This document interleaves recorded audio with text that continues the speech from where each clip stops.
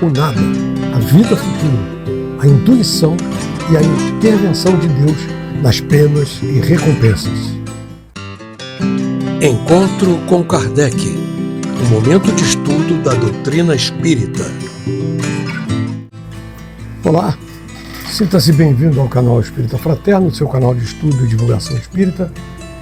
Dando seguimento a esse trabalho semanal, apresentamos hoje o Encontro com Kardec número 86, em que nós vamos ver algumas questões do capítulo 2, que fala sobre a vida futura, sobre o nada, sobre a intenção, a intuição de Deus na vida futura, a intervenção de Deus nos gozos e recompensas da vida, e tudo isso é muito importante para a gente conhecer como a doutrina dos Espíritos nos orienta nestes aspectos. Aconselho sempre, não esqueça de fazer sua prece, pedindo a presença de bons espíritos para ajudar no conhecimento, no entendimento das questões, e evidentemente, joinha, se inscrever no canal, compartilhar, comentar, aquilo que você já sabe. Há um detalhe, voltamos hoje, aqui eu voltei a fazer, gravar os vídeos no meu escritório, né? Vocês sabem que isso aqui é uma coisa muito rudimentar, eu não sou profissional de nada disso, isso é feito numa questão muito simples mesmo. Então, como no outro ambiente já está começando a ficar calor, está começando a esquentar, passando uma onda de calor aqui no Brasil, então eu resolvi voltar à gravação para o escritório, na parte de dentro da casa. Mas vamos deixar de mais delongas e vamos para iniciar especificamente o nosso estudo com as telas. Livro 4. Esperanças e Consolações. Capítulo 2. Penas e gozos futuros. O nada, a vida futura. Intuição das penas e gozos futuros. Intervenção de Deus nas penas e recompensas. Perguntas 958 a 964. O nada, vida futura. Por que tem o homem instintivamente horror ao nada? Porque o nada não existe. Donde nasce para o homem o sentimento instintivo da vida futura? Já temos dito, antes de encarnar o espírito conhecia todas essas coisas, e a alma conserva vaga lembrança do que sabe e do que viu no estado espiritual. Em todos os tempos, o homem se preocupou com o seu futuro de além-túmulo, e isso é muito natural.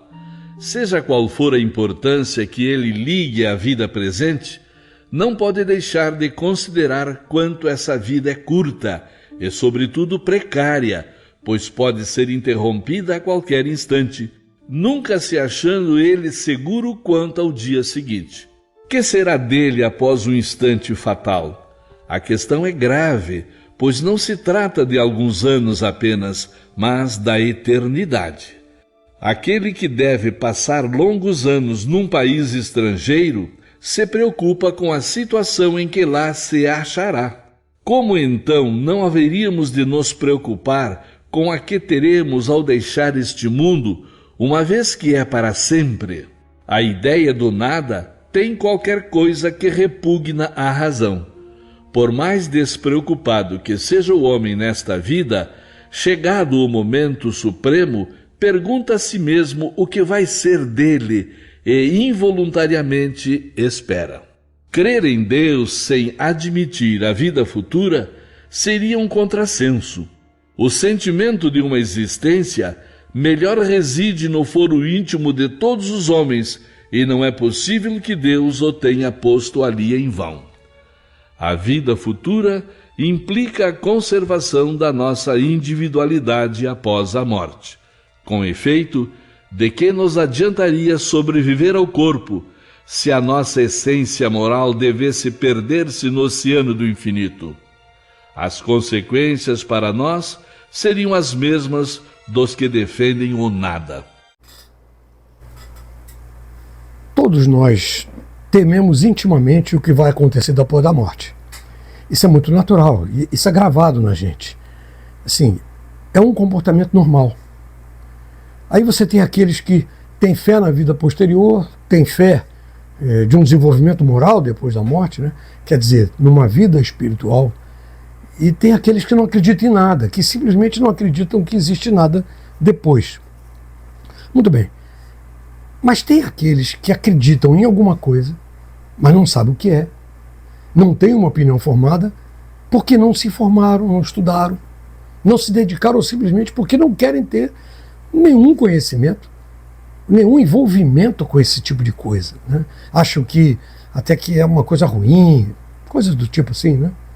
Mas mesmo assim, todos nós temos a preocupação muito grande, até esses que não querem nem saber, também têm essa preocupação, mesmo aqueles que materialistas, né, que acham que aqui a vida é a vida principal.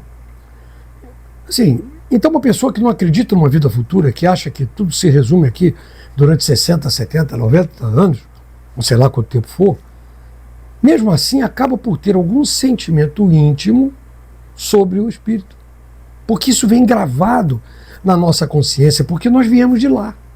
E de alguma forma, mesmo que a gente diga que não acredita, no fundo, tem sim algum pensamento com a preocupação do que vai acontecer depois.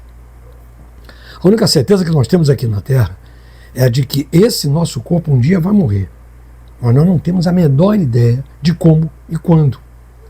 É exatamente por isso que nós precisamos nos preparar de alguma forma. Imagine você sair do Brasil e morar em Portugal, né? Um exemplo.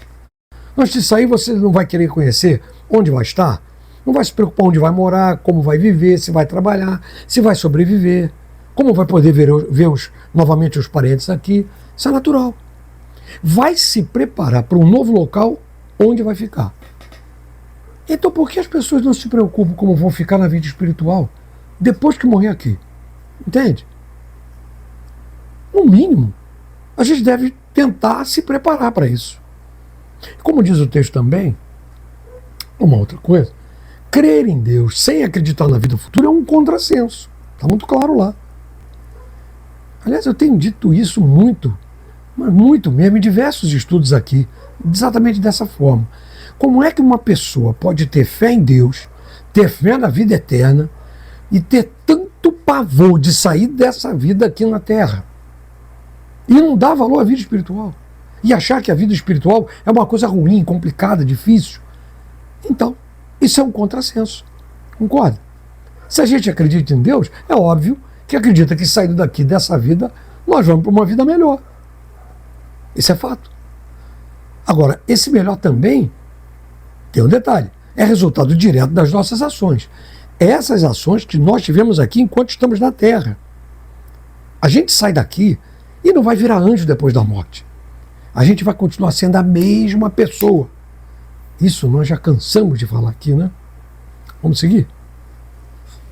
Intuição das penas e gozos futuros.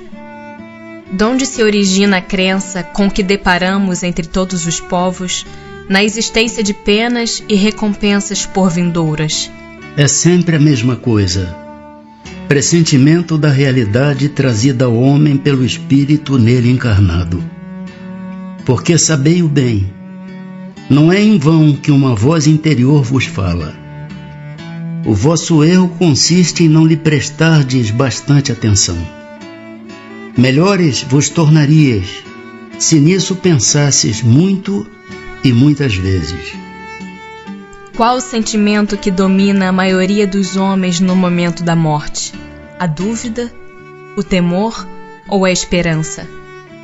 A dúvida nos céticos empedernidos, o temor nos culpados, a esperança nos homens de bem. Como pode haver céticos, uma vez que a alma traz ao homem o sentimento das coisas espirituais? Eles são em número muito menor do que se julga. Muitos se fazem de espíritos fortes durante a vida, somente por orgulho. No momento da morte, porém, deixam de ser tão fanfarrões. A consequência decorre da responsabilidade dos nossos atos. A razão e a justiça nos dizem que na partilha da felicidade a que todos aspiram, os bons e os maus não podem estar confundidos, Não é possível que Deus queira que uns gozem sem trabalho de bens que outros só alcançam com esforço e perseverança. A ideia que Deus nos dá de sua justiça e de sua bondade, mediante a sabedoria de suas leis, não nos permite acreditar que o justo e o mal estejam na mesma categoria a seus olhos, nem duvidar de que recebam algum dia um a recompensa, o outro o castigo, pelo bem ou pelo mal que tenham feito. É por isso que o sentimento inato que temos da justiça nos dá a intuição das penas e recompensas futuras. A gente determinar qual é o sentimento que as pessoas têm no momento da morte é muito difícil. Não dá para determinar isso, não. Diz ali sobre a dúvida, o temor ou a esperança. A dúvida, eu tenho a impressão que é a maior incidência de todas as pessoas, porque mesmo quem tem muita fé, muitos que são praticantes da fé religiosa, independente da igreja, da religião que seja, chegam na hora e ficam na dúvida. Isso é natural, porque a gente é muito apegado à matéria. O temor certamente vai ser o caso daqueles que não acreditam em nada, que não acreditam em Deus, ou que acreditam que depois da morte não tem nada. Esses realmente vão ficar apavorados, porque vão achar que vão acabar e pronto, acabou. Aí entra aquela história: qual foi a utilidade de terem vivido aqui? Você vai virar nada, não é? No caso da esperança, porque nós sabemos que aqueles que têm fé, que compreendem, que entendem a continuidade da vida no mundo espiritual, que é a vida verdadeira, esses têm a esperança de melhorar sempre, de poder sempre progredir, de dar mais um passo para evoluir moralmente e caminhar na direção de Deus. Há um ponto até a se considerar muito importante, que é o nada, que como foi falado. Veja, como é que pode o nada produzir alguma coisa? Se nós chegamos aqui nessa encarnação, nós viemos de onde? Do nada. Então o nada criou a célula, criou toda essa evolução humana, o nada criou o universo. Até na teoria de alguns cientistas astrônomos, né? Aquela teoria do Big Bang, o nada criou o Big Bang. A primeira centelha de energia que existiu no universo todo foi criada pelo nada. Então é evidente que o nada não existe. Não pode ser de outra maneira. Então, se a gente partir do princípio que acabou aqui na Terra, que você morreu e vai virar nada, de que adiantou você estar aqui na Terra? Qual é a utilidade do amor, da fraternidade, de tudo? Isso é uma questão lógica. Se raciocinar um pouquinho, chega à conclusão de que se o nada não pode produzir alguma coisa, porque é o nada, como é que nós podemos estar aqui? Então alguma coisa nos trouxe para cá. E essa coisa que a gente não consegue tipificar exatamente, está muito, mas muito longe de nós, é Deus. Há no texto uma outra questão, até muito interessante, das penas e gozos futuros. Porque, como diz o texto ali, é uma questão lógica. Você não pode juntar pedra e madeira no mesmo balde e querer misturar e tirar cimento. Então, como é que você pode ter na mesma balança as pessoas que tiveram uma vida voltada para o bem, com resignação, com fraternidade, ou vivendo normalmente, sua vida normalmente, e com esses princípios morais enaltecidos, junto daqueles que foram absolutamente levianos, que são levianos, que não respeitam a vida, não respeitam as pessoas, não respeitam a sociedade, são egoístas, avarentos, que seja. Não dá, né? Que justiça seria essa? O problema é que desde muitos anos atrás, Jesus falou isso claramente quando falou sobre o joio e o trigo. Só que isso foi tão desvirtuado nos últimos 2000 e poucos anos, desde que ele esteve aqui, que se chegou ao cúmulo, e ainda se chega até hoje, né? Ao cúmulo de achar que você fez o mal, continua fazendo mal, mas só porque você passou a participar de uma determinada religião, você está salvo. Então você pode comprar a sua salvação? É isso? É dessa maneira que se pensa? Você consegue comprar a salvação? Aliás, como fizeram muito na Idade Média, em que compravam as indulgências do Papa. Leiam sobre isso, que vocês vão entender o que é. É assim que as pessoas acham que é a justiça de Deus? Isso vem se caracterizando ao longo de tanto tempo. E hoje ainda tem gente que pensa e age dessa forma. As pessoas acham que fizeram mal, continuam fazendo mal, mas no final das contas vai ser uma doação para a igreja. Ou então vai fazer uma caridade para um orfanato, uma casa espírita, e está salvo. Ou então chega na hora, fez um monte de besteira, e no final da vida, na hora da morte, aí se arrepende. Ah, me arrependi profundamente. Na hora de morrer, né? Aí já está salvo. Só por causa disso aí? Aí já não tem que prestar conta das coisas erradas que fez? Não tem que reparar os erros? Pensem, que justiça é essa? Então a gente, para passar para uma vida melhor depois daqui, vai depender muito de como a gente se comportou aqui. Isso é fato. Isso sim é justiça divina. Vamos lá? Intervenção de Deus nas penas e recompensas. Com cada homem, pessoalmente, Deus se ocupa? Não é Ele muito grande e nós muito pequeninos para que cada indivíduo, em particular, tenha a seus olhos alguma importância? Deus se ocupa com todos os seres que criou, por mais pequeninos que sejam. Nada para sua bondade é destituído de valor. Mas será necessário que Deus atente em cada um dos nossos atos para nos recompensar ou punir? Esses atos não são, na sua maioria, insignificantes para Ele? Deus tem suas leis a regerem todas as vossas ações. Se as violais, vossa é a culpa. Indubitavelmente, quando um homem comete um excesso qualquer, Deus não profere contra ele um julgamento, dizendo-lhe, por exemplo, foste guloso, vou punir-te. Ele traçou um limite. As enfermidades e muitas vezes a morte são a consequência dos excessos. Eis aí a punição. É o resultado da infração da lei. Assim, em tudo. Todas as nossas ações estão submetidas às leis de Deus. Não há nenhum ato, por mais insignificante que nos pareça, que não possa ser uma violação daquelas leis. Se sofremos as consequências dessa violação, só nos devemos queixar de nós mesmos, que desse modo nos tornamos os artífices da nossa felicidade ou da nossa infelicidade futuras. Essa verdade se torna evidente por meio do seguinte apólogo. Um pai deu a seu filho educação e instrução, isto é, os meios para saber conduzir-se. Cede-lhe um campo para que o cultive e lhe diz: eis a regra a seguir e todos os instrumentos necessários para tornares fértil este campo e assegurares a tua existência. Dei-te a instrução para compreenderes esta regra. Se a seguires, teu campo produzirá muito e te proporcionará repouso na velhice. Se não a seguires, nada produzirá e morrerás de fome. Dito isto, deixa-o agir à vontade.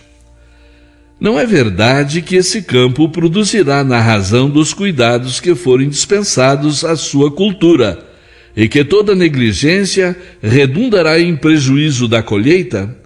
Na velhice, portanto, o filho será feliz ou infeliz, conforme haja conseguido ou não a regra que seu pai lhe traçou.